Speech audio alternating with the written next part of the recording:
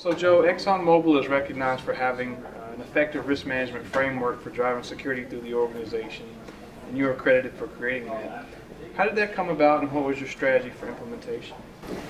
It came about as the result of a recognition that there wasn't a program in place with any kind of rigor around it. It was more a checklist mentality, which can leave you with a real false sense of security. There was no real consideration of identifying and mitigating risk. Checklists tend to be kind of meaningless unless you use them as a precursor to actually doing a formal risk assessment. So probably more than anything else, it was a recognition that there was not an effective tool in place to manage risk. So we set about by having a technical guy like John Piper who developed a risk assessment methodology utilizing the national labs, because we sort of saw that at some point the government's going to arrive in that direction anyway.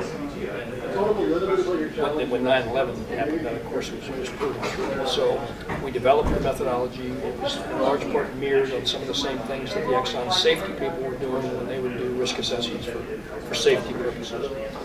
And once we did that, and piloted a couple of the risk assessments, refined the process a little bit, we then kind of got instant buy-in from management because they're part of the team. It's a multidisciplinary team that would typically conduct a risk assessment.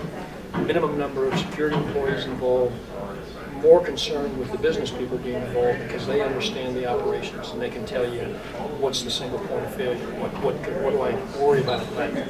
Whereas a security person may not know that. But over time, as you've got credibility, the security people who were conducting these were instantly credible for understanding and knowing and managing the risk. So that's kind of how we drove it, proof in the pudding, so to speak, that we added value. And I also know that you went through the merger with Mobil in your time there. What kind of complexity did that add to that for you? Well, it added a lot of complexity because of the different mindsets of the two corporations.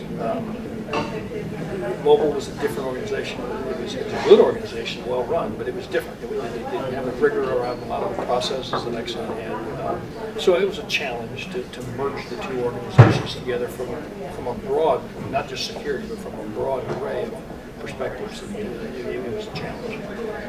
We were able to overcome it. The Exxon our Mobil security person came over as part of the merger, and we worked together. We simply adopted the integrated security management system that I described in the presentation as the standard. So the Exxon folks that was immediately recognizable. Mobil folks had to kind of learn, get